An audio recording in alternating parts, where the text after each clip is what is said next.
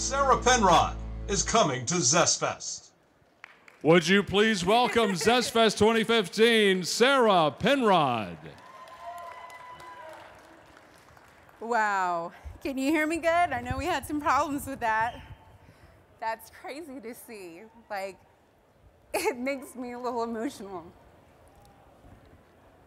My name is Sarah, and it's nice to meet you guys. I'm from Dallas, so just to have this journey and be back here, you have no idea what I'm feeling right now.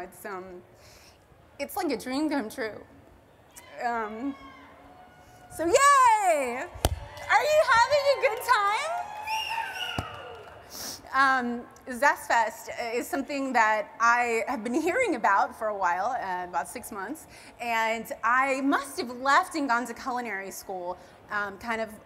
I guess I missed it because I went to culinary school in Arizona to follow that guy who was in the Air Force for his last year. That's my gorgeous husband right there. And it was so cool because it's the first time that I heard about a food festival, and I went to one of my friends and I said, they want me to do this thing called ZestFest, and they knew what it was, and they were so excited. So this is my first ZestFest experience, and I'm having a blast, and I hope you guys are too.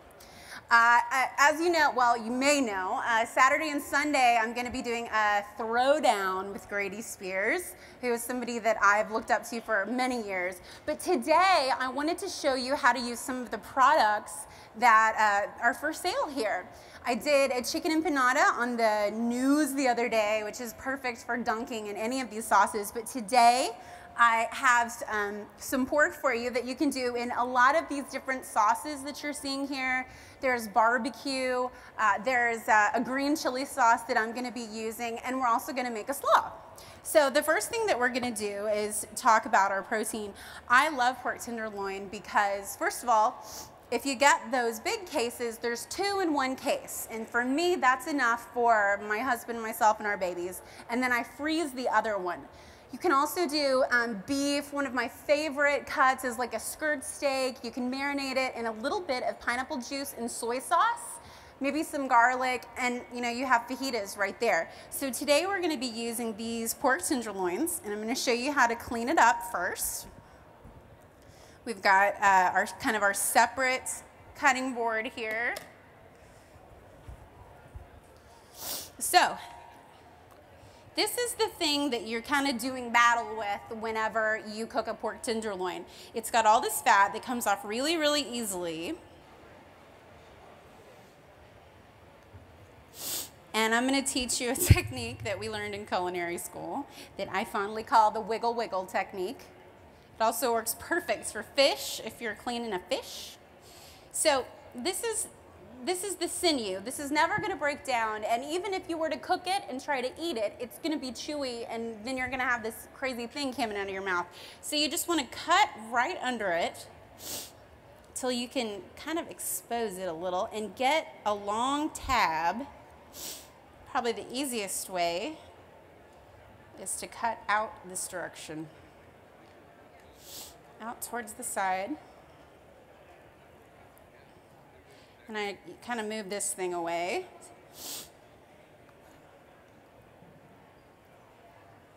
Okay, so you get like a little bit that you can hold on to. Let's get this too. And then you're gonna wiggle, wiggle. See? And you're dragging the sinew against the knife, but it'll just come off all in one piece, and if you miss a little, because this one wraps all the way around, you just do the same thing. And for all of our fishermen, they're familiar with doing this with the skin on a fish. So you just clean that up a bit. I guess a little doesn't mind. And once we put this in the pan, a lot of this fat's gonna render off, so you don't really have to worry too much about it. It's gonna add to the flavor, but mostly it'll just melt away. We can just clean this up like this. It's so fast to do a pork tenderloin because it doesn't really require much. So if I wanted to do a nice dinner for Derek and I would cut this in half down the middle. It's kind of like how we do in a hotel as well. Maybe you cut it one more time if you're a small eater. I could take this in a pan, I could salt and pepper this. I could take this in a pan and I could sear it really well until it's brown on all of its sides, and I can throw it in the oven. That's gonna be perfect for like the barbecue sauces that you find here. There's a great apple brandy sauce that my friend makes. I haven't gotten a chance to walk around, but all of you have been telling me about the wonderful sauces that you've found. There's a blueberry, that's perfect for pork. Anything, I think a little sweet is what pork needs and wants and desires. So that's a great way to do it. If you want to do tacos like I'm going to do today, I like to get them cut into discs. I say a disc or a coin, you know, like this. I don't know where this camera is. Can you see me? It's about this size. And then I just cut it into strips. It's going to be more like your fajita size. I like to do it one more time. To where they're little cubes. Can you see me, or do I need to be under here? I just want you to see how small they are. And that's because when we throw it in one of these nice rubs that you can buy, I know John's got a lot right over here, it's gonna cover more surface area. So it's really gonna give you a big oomph of flavor in whatever you choose. So, you know, like a cayenne, or you could do a little bit of espresso powder and some chili powder. That would be, you know, kind of something that you might have in the house. But I really encourage you to, you know, check out some of our vendors today, because they've done a lot of the work for you. And I've been working on my own products recently, so I know how much time they've put into that. Okay. I think I really got into doing pork like this when street tacos got popular. I mean, I guess they've always been around. I think I had them when I went to Mexico for my senior trip. We won't talk about that. But you know, they have beef and then some white onion, cilantro, and lime. It's in a corn tortilla, and that's it. And that's all you need. It's delicious. I know white onion kind of sounds like that would be a little strong, but this combination is so classic. And I would come home and want to try something like that. But with beef, unless you buy, you know, kind of like a steak and cook it, you need some marinade time. Pork doesn't. But you could always do sirloin and taco. Okay.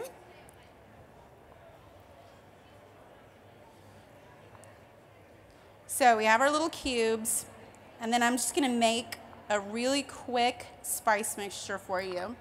These are things we probably all have in our pantry anyway. So let's go through this a little bit. We have salt and pepper here. This is a little bit of garlic powder. This is a Cajun seasoning. I like the one with the man's face on it, that Cajun guy. That brand is terrific. If you don't get a brand here, which you should, this is a garlic powder, onion powder, cumin. That's how I say it. I don't know about you guys. Chili powder. We could also use ancho chili powder if you have that. And I'm assuming one of these is maybe just one is regular chili powder, like Texas chili powder. I love Gebhardt's. I think everybody has their own favorite brand. And this is an ancho chili powder. The difference between these is the ancho chilies are gonna be just the dried ancho chili, dried out and powdered. In Texas, we take kind of the same mixture and we mix it with cumin and maybe some garlic powder and maybe even a little bit of Mexican oregano. And that's what Texas chili powder is. That's how it's different. When you look at the containers, the chili powder, like a New Mexico chili powder, usually has an E on the end, or they'll label it ancho chili powder. The Texas chili powder, C-H-I-L-I. So that's kind of the difference a little bit, and it's really easy to make your own as well. So I'm gonna grab a bowl. Oh, that's already ready. Here's a little bowl for us. And take the pork that I cut up into little cubes. And I'm just gonna add some stuff so you can see how easy this is. salt, pepper, onion, garlic. I used to do a dish for Tony Parker when I worked for him. It was his favorite, and it was something like this with a little bit of chili powder and cocoa powder. And we would do steaks like that, and they were terrific. And you've probably got all of those things at home in the kitchen. So I'll maybe even use a little bit of the Cajun seasoning. And I think a secret to getting a really good sear is to have it really dry. So if you open up the package and it has a lot of pork juice on it, just dry it off with a paper towel and get it really dry, and that's gonna help it sear. It's gonna caramelize the way you'd get a steak at a nice restaurant, and that's where the flavor is. A lot of flavor lies in the fond of a pan when you sear it. It's like the sear coming off, as well as the sear on this steak. This is where I'm gonna get tripped up. Here we go. I think that they put these stoves on stage just to trick us. Okay, I think we're both on. Yeah. These are gonna start to get hot. When I'm at home, I use cast iron. Can I just get comfortable here with you guys? So I have my great-grandmother's cast iron skillet. When she passed away, they asked me, what do you want? You can go and take anything of your great-grandmother's. And I went right to that cast iron skillet. Everybody in my family was like, dang it, because that is where my memories lay of her. And so I always use cast iron, but these pots are wonderful. They're probably very expensive, and they work great. But I think at home, you get the most bang for your buck with good cast iron. And if you're a little iron deficient, when you cook with cast iron, some of the iron gets in your food, and that's a good thing. It's not a bad thing. And it's kind of like, I don't know, a little bonus. So here's some, always smell our oil.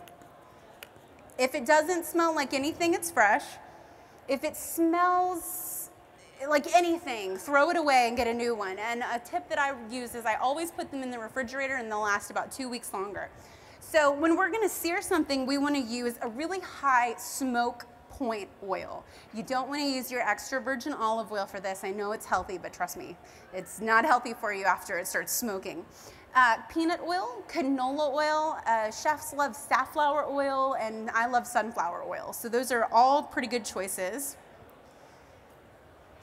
And if you've got, if you've really taken care of your cast iron skillet, it'll be slick for you, but you probably want to add a little bit of oil. I hope these are on. I think they are.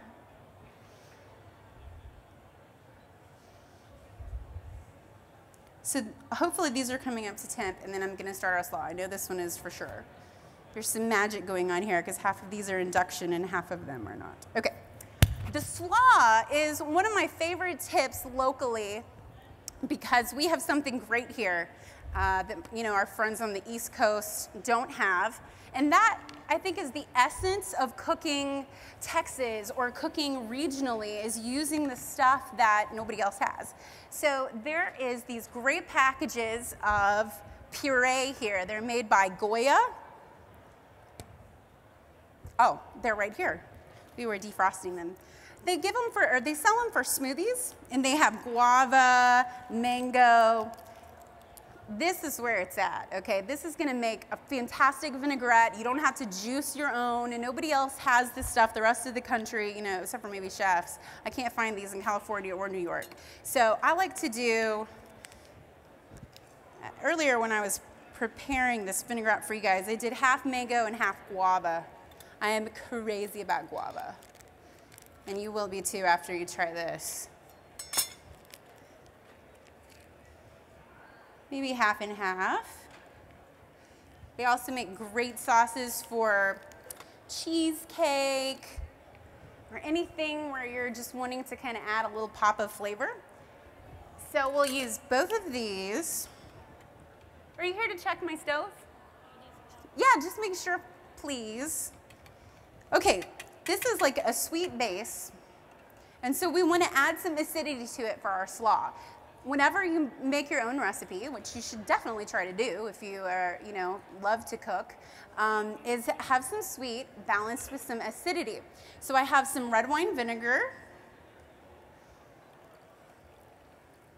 and some salt. And that's kind of the foundation of the sauce, and then we can just take it from there. I am gonna add some garlic.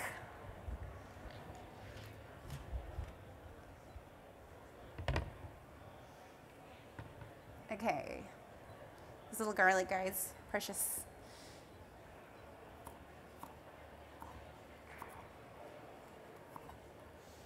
Down the middle. Probably be a lot easier to do this in a blender if you were at home.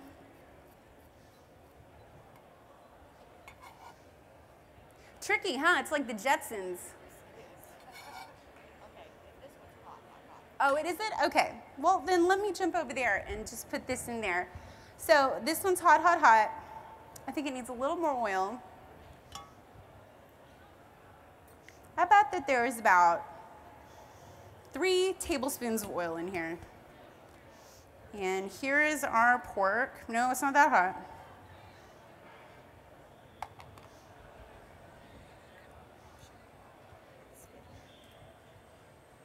This one's getting shiny. Okay. This cannot happen during the throwdown tomorrow. Yes, we'll give Grady this one. Okay, and then of course I prepared lunch for us all, so I have a lot more. Pretty soon you're gonna be able to smell that, and it is divine. It just smells like Texas. That's what it smells like. A wonderful Mexican restaurant or great barbecue in your backyard. Okay, I think we're almost there. One trick to searing, besides having your meat dry, your pan hot, and a good pan, like a heavy bottom pan or a cast iron skillet, the other trick is to not crowd the meat, because no matter what you do, the meat is going to release its water. Let's go Alton Brown for a minute, shall we?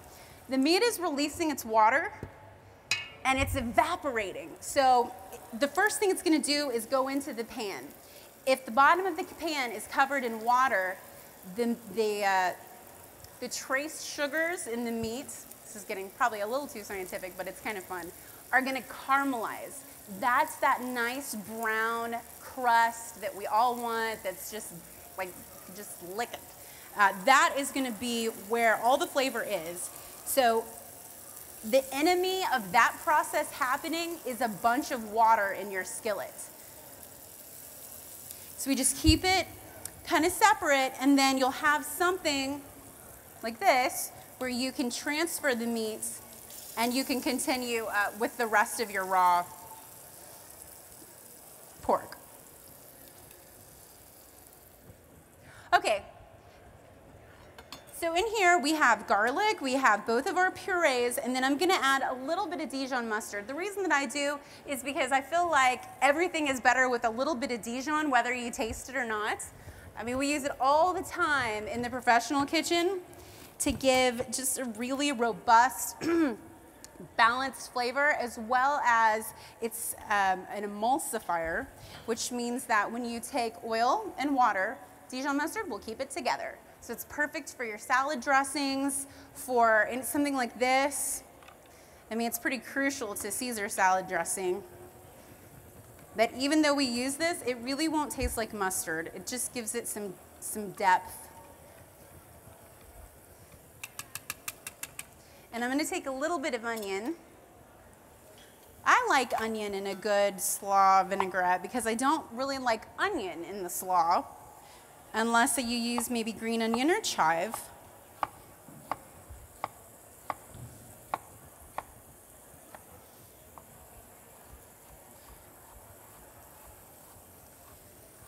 Best in a blender, but if you don't, if you do it by hand, you're just gonna wanna dice the onion super small, almost to a paste, really.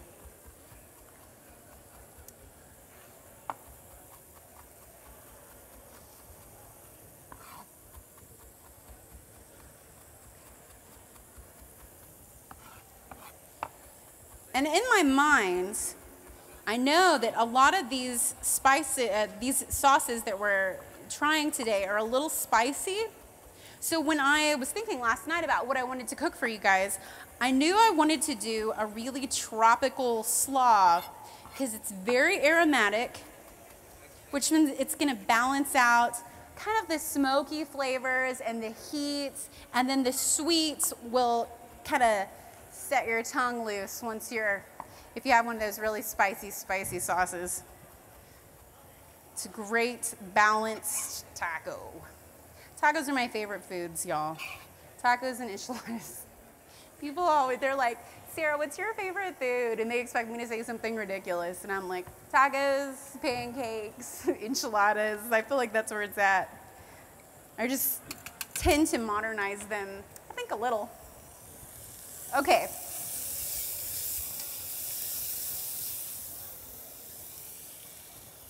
I have no idea what you guys can see. I hope that you can see this. It's getting nice and caramelized. The little brown pieces are where the flavor is gathering. And we can just do this in a couple batches. I've got a bunch up here so everybody can try it. Woo! All the anchos and the peppers and the garlic. It's like, you know that's gonna be good. Okay, so with mine, I used a little bit of cumin to season the dressing. I like it, some people don't. I don't think that there's really a substitute for it unless you like coriander, but you really wouldn't like that if you didn't like cumin.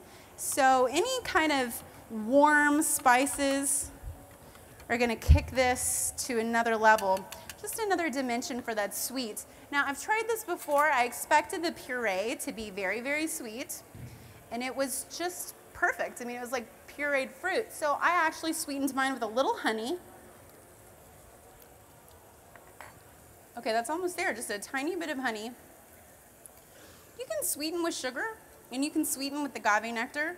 Honey has this special flavor. I don't know, it's like only God could have created something that is sweet but different than everything else. And I use it anytime that I'm using really spicy sauces to balance them out instead of sugar, because it just has that little bonus essence to it. Kind of a sweet floral. We have some great Texas honeys that are coming out, and I see more and more of them, and it gets me really excited because we moved into this, you know, house. We're in this great neighborhood, and now we want our own chickens and a beehive, and they're never gonna let us have that because, let's face it, they get mad if we don't put our trash can out the right day. But there is people out there now that are homesteading, and they're making these wonderful products probably 10 miles from you. So all of those honeys made locally are made with the flowers that are in your own backyard. So honeys are very different from city to city, and it's one of the neatest things to sort of explore. There's our delicious slaw dressing. I bet you if you looked close enough around here, you could find something suitable for your slaw. I've got a few off the top of my head, but I really want you to explore the place today, and you'll probably find some fruit chipotle sauces and other things. Look at that. It's just like right off a little street cart in Mexico. So those sauces, who's got sweet sauces in here? Raise your hand if you have sweet sauces at your booth. There's these guys over here do, yeah. Any of those will probably go pretty good in a slaw. Maybe add a little honey. I'm really about, now the anchos are getting to me, I'm really about using local products. I think that chefs, you know, we make a lot of our stuff ourselves. Here's the thing, I have toddlers now. And I get it. I get that not every day can you sit and make your own salsa or your own barbecue sauce. And I think that finding those favorite brands that you want to reach to when you're really busy is important. This is a great place to do that. I was just talking to Steve from the news saying, this is a great place to come because you don't get those samples at the grocery store. You don't get to try everything, and at ZestFest you can. And this is the place to figure out who you like. And another tip, if they don't make who you like at your grocery store, go ask, because they're interested in what you have to say.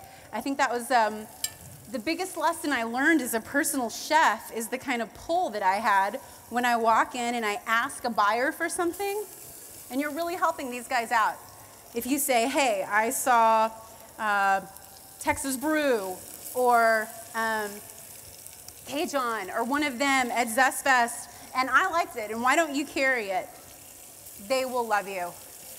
And not only that, but we're making sure that we have high integrity products in our grocery stores, you know, besides something that costs pennies to make and may be popular, but might not be that great for you. Chef, I assume it's okay if we take some questions from our audience today. Yes. If anybody has a question for Chef Sarah Penrod, please raise your hand. We'll bring you the mic. Or are you just ready to eat again? They don't have any questions because I've covered everything. I agree, Chef. I'm going to start my slaw now. This is my best tip. I don't know who would sit there and peel their own cabbage and slice it. So you start with a bag of cabbage. They have the angel hair kind too. It's really tender and it's yummy. I love that texture in your mouth because it's kind of like angel hair pasta. It's just very gentle and fun, and it also collects all of the sauce that you put on it. If you make like a chipotle crema or something, it's just bathed in it. Did you start my corn tortillas? Did we start the corn tortillas? We all know how to make corn tortillas, right? You can either wrap them in a paper towel, get it a little damp, and put it in the refrigerator, in the microwave. Or you can put it in the oven wrapped in foil. I kind of like this method, and I also have this tip on my website. I actually got it from my best friend, but you can put a little water on this and microwave it, and that's how you can make your enchiladas. You know, the purists are gonna say, oh, well, it has to be in the oil and you have to do that. But again, I don't have all that time with 2- and 3-year-olds, and also that's a lot of calories. So you can save yourself a little bit, still make your favorite enchiladas by just steaming these in the microwave. Chef, we have a question over here on stage right. Hi. Hello, my name's Rachel. My question is, what's your favorite grocery store to shop at? Like regular grocery store. There's so many, oh my gosh, because I've also lived all over the country. I like H-E-B. I know you guys don't have it here. What? H-E-B, I know there's some, they're getting them here in Dallas. They're from San Antonio. I do like them because they'll have like a little natural department where you can find goodies and you can explore. I mean, I've got my Dead Sea bath salts over here. I started exploring that natural world probably through H-E-B. Another good store, let's say around here, I mean, I think all chefs get excited about going to Central Market, but it's kind of a destination grocery store. That's why you have to drive so far to find one. Whole Foods. Whole Foods gives me flashbacks to Food Network star though, so I don't tend to like that. Running through Whole Foods looking for everything for the battle at Gouy Savoie. But yeah, anything that has an assortment of neat stuff. So when I walk through the produce, if I see stuff like jicama and guava, especially kefir lime is my favorite. They're these delicious little limes. They're tiny and they have this weird skin and they're really funky looking. And you probably have to go to Central Market or Whole Foods to find them. But they're, excuse me, it's like smoking. They're very aromatic and they have this perfume to them where it's like a lime, but it's like a lime that's going out on a date, you know? And you can make margaritas with them. They're delicious. I had a delicious sauce in Washington, D.C. with them. So if you find kefir limes, go for that. And that grocery store would be my #1 pick. But yeah, I mean, I guess you have to work with whatever you have. But another tip would be ask your grocery store to carry the stuff that you want, because they will. But it's your power and your responsibility to ask.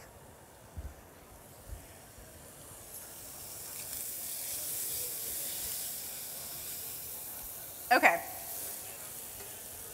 batch cooking pork up here just to make sure everybody gets some, but I do want to make sure that I show you the slaw, and then we talk about the sauce. Today I'm using this green sauce. I came to talk to the judges about the Fiery Food Challenge so I could understand what all this was about.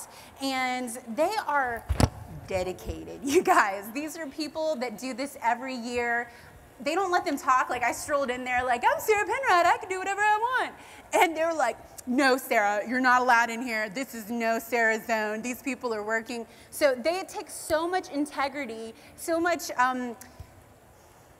they're working so hard on this Fiery Food Challenge to make sure that it's fair, that it's honest, and that all these people are being, you know, forthcoming about what they really feel. This is one sauce that I really like, that I found, that I put on my sandwich that day. And I know I'm not going to say it right, because we all thought it was called exotic.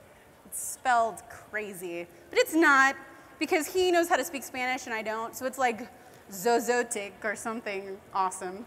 But it looks really cool. And it's a green sauce, but it's about a medium heat. And I think he makes it with green habaneros, which I thought would be even more spicy than regular habaneros, but they're not. They have this grassy flavor. You have to try it. You will try it. Let's use it. So I'm not going to use this in the pan because I'm afraid it'll could destroy it, and he's worked so hard on it. You may want to do that, but this is already hot, so I'm just giving it a little green bath. And I know you guys like things spicy here, but I'll save some in case you're like, oh, I want to try it, but I don't know about that habanero sauce, but I'm telling you, this is where it's at.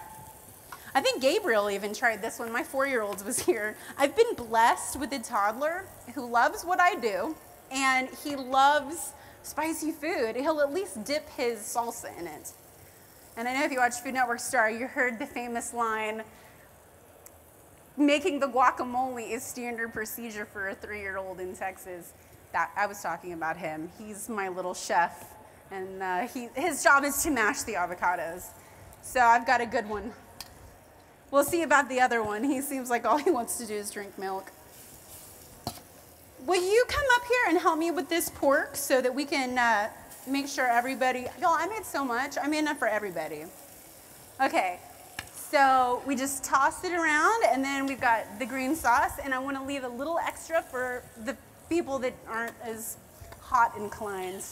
I know, right? It's like I'm not going to say that. I was going to say it's like a bong. It's like a hookah over here. Okay, so we've got this dressing. Here we go. And I think we added some lime. This morning, I got up and I was like, okay, I've been working so hard on Throwdown with Grady that I haven't even considered what I'll do Friday. And I just started putting this together.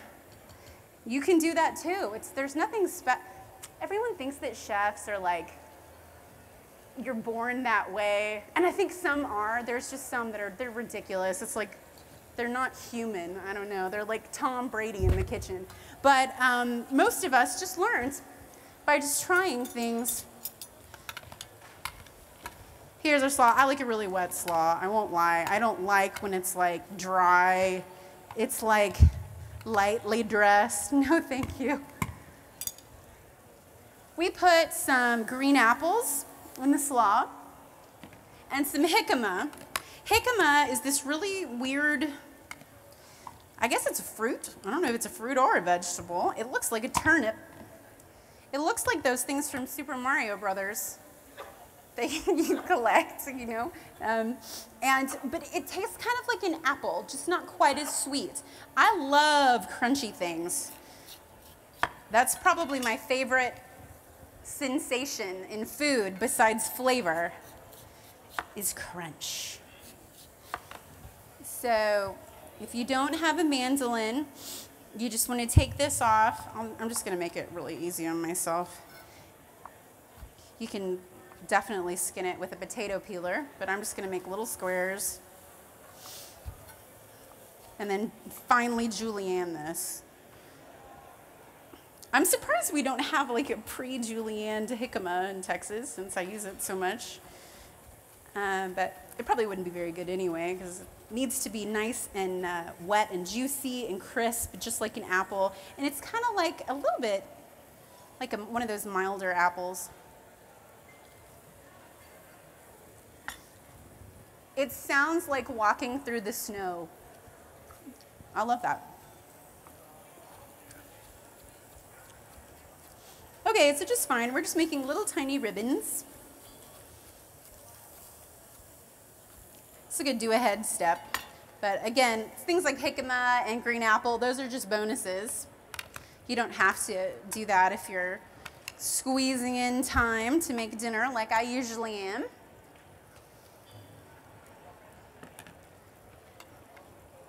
And I got our apple here. I like green apples. They're really good in fish tacos. They're sweet, but they're not too sweet, you know? You would never probably want to use a Red Delicious apple. Did you know that Red Delicious apples are the apples that don't taste like anything? What is about that? I don't know. Gala and Fuji, or Fiji, that's what I call them. Those are going to be your sweetest, honey crisp. Oh my God, it's like a dream come true. I know, right? I don't even know why we have Red Delicious apples. I can't think of one thing that I would really use them for. I always use Gala and Honey Crisp, and if you're going to make like an apple pie, you want to balance something like Gala, Fiji, with or something really tart like Granny Smith, and then you have this combination. It's really complex and delicious, but I would never use a Red Delicious apple for that. There's Red Delicious lovers in the crowd right now going, that's Sarah. Oh, those are for candy apples? No, that's Granny Smith, because you need something tart to counteract all of that caramel. Okay, toss this up, and then here it is, cilantro. Let's talk about it. Some people love it, some people hate it. This is why. There's something called super tasters. If you're here and you're miserable, you may be a super taster. You taste hot things and cilantro and a couple different items differently than the rest of the world. There's nothing wrong with you. It just has a different reaction in your brain. And some people think cilantro tastes like soap. I think it tastes like heaven. But you can overdo it. I like a little bit, and I also like to keep it pretty large. I like it about this size, so every once in a while you get a bite of cilantro, but it's not in every single bite. It's like just a little happy hello every once in a while. Okay, and there we are. The only thing left to do, I salted the dressing, but I always salt the slaw a little extra, and maybe even an extra pepper, because the vegetables, they need a little bit of love too. And I got 1 spoon left, so I guess this is gonna be the one where we try it.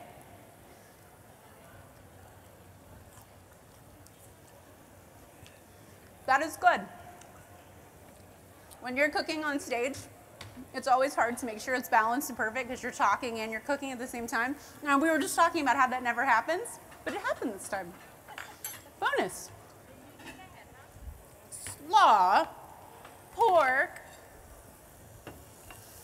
and we've got our corn tortillas in the oven. If you have sauces that are sweet or creamy or would go well with something spicy, you should bring us all a sample right now, and we can put it on our tacos, and you can tell people a little bit about your product. So just get ready, vendors. This is how I put it together. Let me get a little plate.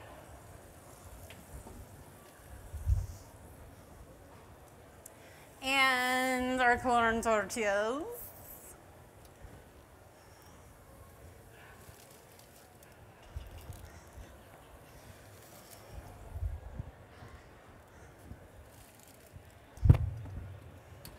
Ta-da!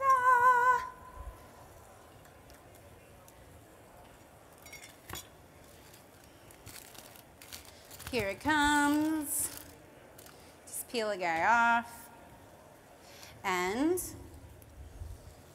have a little bit of pork. So we have Is this with the green or without? This is with the green. This is with the green. This has got a little green on it. Chef, we have a vendor with a sample, I think, that Yeah, wants to come on up experiment. here. Go I right mean- ahead. Tell us about yourself. If you got it. Just tell us first. Hi, everybody. My name is Christina, and I'm with Tamales Over Texas. Right here is our sweet and spicy cranberry salsa. It's got a little bit of jalapeno, onions, and cilantro. We make it sweet. We actually boil these cranberries down for probably 4 to 6 hours before we ever start to actually make it the sweet part and the spicy part, because we need to know what the natural flavor of these cranberries are. We need to know if they're too tart or if they're just perfect in the middle. If they're too tart, we need to go see how ripe they are and get some more ripe and mix them. So this is our sweet and spicy cranberry salsa, and it goes with our turkey and dressing tamales, but it also goes with tacos. And if you ever want to sear when you're doing your pulled pork or your beef brisket, it goes very well with it. Thank you very much. You can take that right up to Chef Sarah. That's what I'm talking about. If you think that Kraft or KC Masterpiece or any of them take that much love and that much joy in what they're doing, you're crazy. And she started this when she was 11. My mom started a restaurant. Give the microphone to her. Sure. My mom actually started our restaurant. I have 5 brothers, and we were just kind of poor farmers, in all honesty. And we kind of started with nothing, just with high hopes. And we didn't even do tamales. And we just we tried to make them. And Mom was like, okay, we want something different. We want something that's real. We want something that's authentic. Okay. And I was a homeschool student. And so in homeschool, this is how I paid, and my mother paid for my homeschool so that I could afford to do homeschool as we started the restaurant. So we've been doing this since I was 11. I'm about to be 22. So I'm pretty proud of it, because this is what I'm still doing. This is what paid for my college. I've done tamales for college. I don't care. You know, I tell everybody, you know, this is what got me through. This is what started my schooling. So I'll hand it over. Thank you so much. That's exactly, that is exactly why I'm so excited and passionate about ZestFest. Awesome. Tell us about your products. Well, we have a line of fruit salsas. They're 100% fruit salsas. These are tomato-less fruit salsas. I know that may seem a little odd to some folks, but they are true salsa made with a blend of onions, blend of peppers, cilantro, a few other things. They start out sweet and fruity and then finish with a nice pepper heat, but they're not overwhelming like some of the other things you're going to taste here. But they do have some heat. They go great with a variety of things. Maybe Sarah can show you how to use some of them. Yeah, let's see a couple. The name of our company is Chehalem Ridge Brands. We're actually from Oregon. So we drove all the way down just for ZestFest here. Yay! Thank you so much. Oregon is a great food state. You can just put that right up there. Yeah, that stove's cool. And Chef, I want to tell you that our friends over at Texas Toffee Queen heard you talking about kefir limes. And they make a lemon kefir lime bird's eye chili toffee. And they gave it to you as a special gift. So and let's have it right now. Okay. Thank you. This is from Texas Toffee Queen, lemon kefir lime chili toffee. I make no claim about how hot this is, Chef, so I'm gonna get some milk ready, maybe. Is there any kind of toffee that isn't good? Oh, okay. Every toffee is delicious. And this one's spicy. It's not too spicy, I mean, but it would be good with a margarita. It would be good to crush up and to roll the glasses in instead of salt. It's a great idea. Texas Toffee Queen, thank you so much. That sounds terrific. This is what we're gonna do. When we do samples, Dana's hooking us up with samples. So we can line up right over here. Oh, that's gorgeous. And we're gonna put some of the different sauces on there, and we'll leave some naked if you wanna try any of the sauces that they're bringing up right now. And if you have any questions about how to use them, I can answer those questions for you. And if you came today, I'm so glad you're here. But tomorrow is the brutal throwdown, okay? He's not here right now, so I'll tell you, I have some crazy things planned for Grady. I love Grady. And I used to read his cookbooks as a 20-year-old on the banks of Possum Kingdom Lake. And so when we became friends, it was really great for me, but I do want to beat him tomorrow. So I'm gonna silly string him. I've got water guns. We're gonna sabotage him. It's gonna be a complete blast. Battle cornbread is tomorrow. I know he will do something savory. because he was like, oh, well, this green chili cornbread is great. So I'm gonna do sweet. And if you know me, you know that I'm not the most competent pastry chef, but I've left all that behind me. I've been working all week on a banana nut cornbread. I have a Mexican cinnamon ice cream, my grandmother's toffee sauce that's about probably a 150-year-old recipe from Sweetwater, Texas. And then I'm gonna make little buñuelos to go on top. So you really should come back tomorrow for that, because even if he beats me, he's not gonna go down easy. And Sunday is gonna be our battle chicken fried steak, but you know, he's the king of chicken fried steak, so we'll see. Everyone here is like, you're not gonna beat him. No, we'll see. Hopefully I will. So if you wanna taste some, come up here. Well, I think, Chef, we're going to have the sampling stage over here on stage right. Oh, I didn't even know you had it already. Okay, it's my first time, remember? Come on over here. Anybody who has sweet sauces that wants to let us all try, please come and join us and tell us about your family creations. I know that's gonna happen. I will take it from you. Oh, they did. Go right ahead.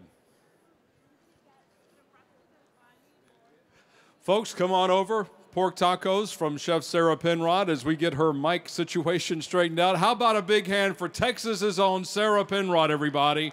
There's plenty of sampling still to come. We're only about 10 minutes away from Chef John Bunnell on our Celebrity Chef stage, so eat up, and Chef John's coming up in about 10 minutes.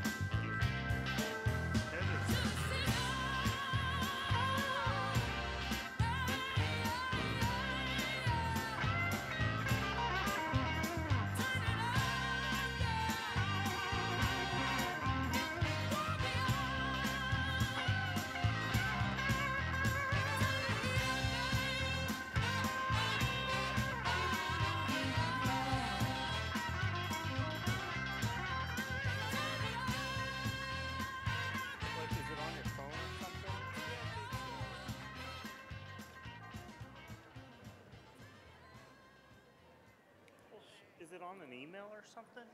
There's a download. My gal is red hot. Your gal is red hot. Woo! My gal is red